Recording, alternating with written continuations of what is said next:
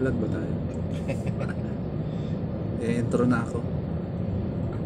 Pwede naman siya. Pwede naman. Para pa may pang-upload tayo, di ba? Di ba mga ka-easy? Good morning po.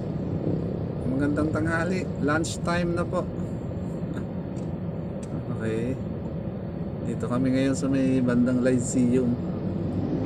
Siyempre, Sir Icon in the house, yo. Sama ko po siya ngayon. Automatic transmission po kami mga ka-easy. Okay, galing na kami sa labas. Balik na po kami ng school. Kamusta yung pagdadrive mo, sir? Okay naman. Kaya, Pwede na mag-graduate pag ganito? pwede na ba siya? Pwede na. Bukas pwede ka na mag-graduate. Exam. Parking na lang bukas. Baka si Sir Mike. Ano bukas. Morning, good morning mga ka-easy. Kumusta ba kayong lahat? Shout out sa mga followers ko dyan. Maraming salamat po for always choosing and trusting Easy Driving School. May pang-upload na kami mamaya na, sir. Dadagdag ko to dun sa video ko. Okay. May kunting build up lang po dito ng traffic. May tapat na Lyceum.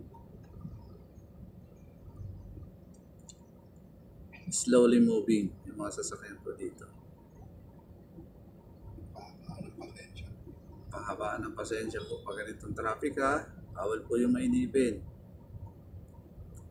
Bawal yung bugnutin, ha, sa kalsada. Iwasan po natin yan.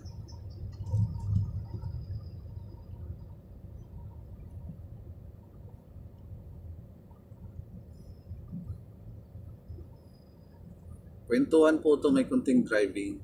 Okay lang po ba yun sa inyo? Or balik ta rin natin? Driving tayo, may kunting kwentuhan. Alam mo yung purpose niya, sir? Yung butas na yun sa likod. Yan siya. Ayun, di ba may butas yung ano yun? Anong purpose niya? Para sa gulong? Yes. Sa gas? Spare tire. Yan. Yun yung pinapasok yung handle, iniikot. Iniigaw siguro. Para bumaba at tumaas yung gulong kung sakaling kukunin niya. Kasi yung spare tire niya yun sa ilalim.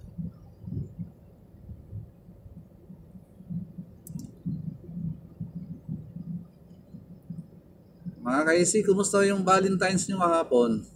Kumusta yung mga bulaklak? Nalanta na ba? O wala kayo natanggap ng bulaklak?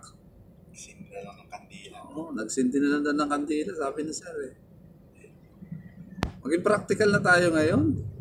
Instead na bulaklak, bili natin ng bigas yan, pagkain yan. Ubusog pa tayo. Pag chocolate naman, sasakit ipin natin yan. Sabi nga yan, lilipas din yan, di ba? Lilipas, ang araw lang yan. Bakit masyado silang excited? Baka sabihin naman ng mga viewers natin, masyado tayong PJ. Masyado tayong bitter sa kanila. Sabi nga kahapon ng estudyante ko, sir, parang mga ano yung mga tao ngayon, no? Hindi naman undas. Bakit naglalakad sila? May dala-dala mga bulaklak. Bitter. Sabi ko, huwag ka naman bitter. Hayaan mo sila. Ini-enjoy nila yung moment na yan. Kasi bukas wala na yan. Wala na. Ngayon lang. Back to reality na naman tayo bukas. Okay, sir. Dito muna tayo, sir. Paunahin natin yung bus. Kaya nagsisignal. Malaki yan. Blind spot. Kasi nga may nakapark doon sa side doon. Kaya umiwas yan. Pag ganun eh, hayaan na lang natin. Paunahin na natin.